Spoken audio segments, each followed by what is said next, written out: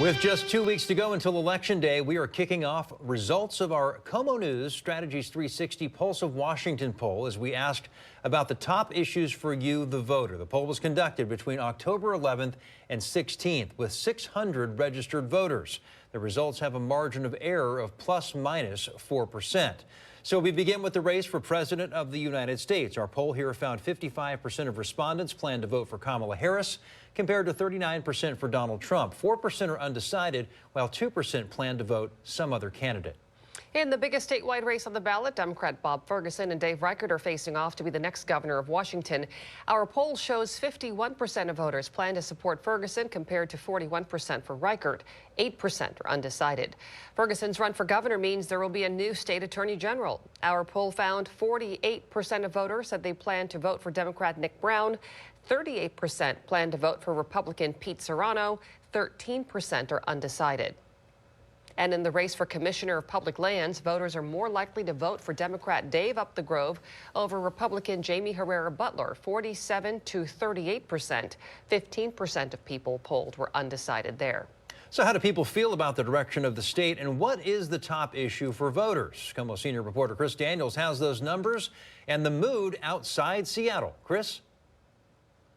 Yeah, hi, Preston. We went outside the city of Seattle to Bonnie Lake, where the roads are lined with political signs and an independent streak.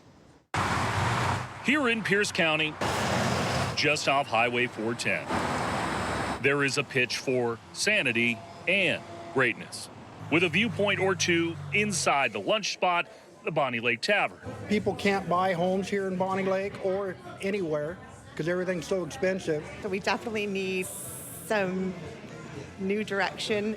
The police can't even do their jobs. You got homelessness. Bonnie Lake could now be defined as a suburb. This is a city where people moved for the affordability, with a population that has more than doubled since 2000 and a poverty rate that is below similar-sized regional cities. What's the biggest issue as you head into the November election in terms of Washington state politics?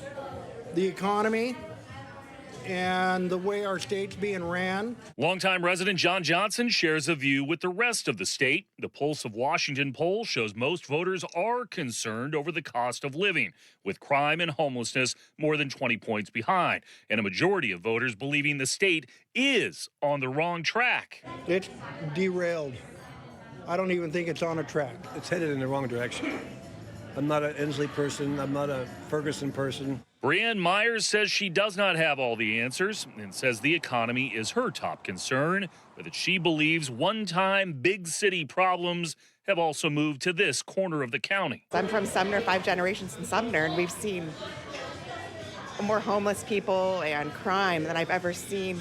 They are the issues which will drive voters to the ballot box in November and in this suburban gateway to the mountains.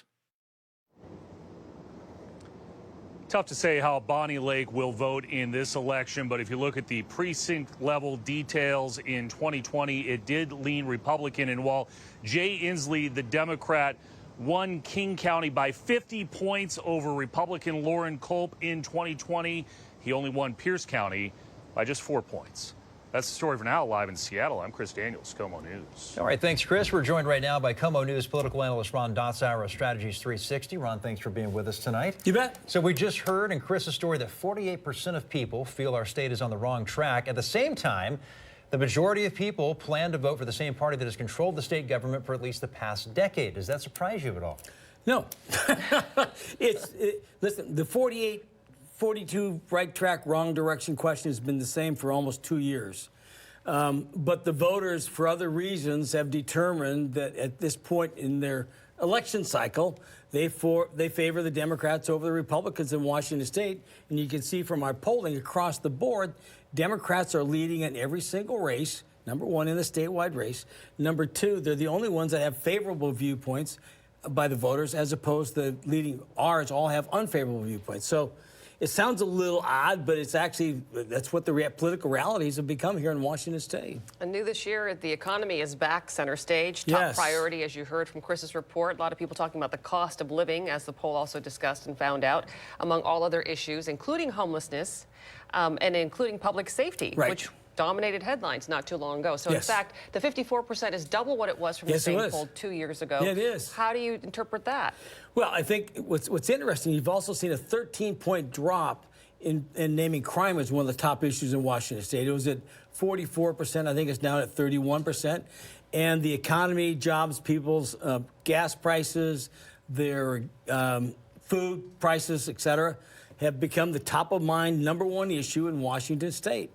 And that's the issue that politicians should, in the last 2 weeks, 14 days, their closing message ought to be about those economic messages and figuring out what we can do about that. That's what the voters in Washington State want people to focus on. So the poll's pretty clear about that, actually. All right, so let's turn to individual races. Washington hasn't elected a Republican governor since, what, 1980? Does Dave Reichert have any... 1980, yes, 1980. 1980? Yeah, yeah. Okay, so on to the next part of this. Yes. Does Dave Reichert have any chance here? Not much.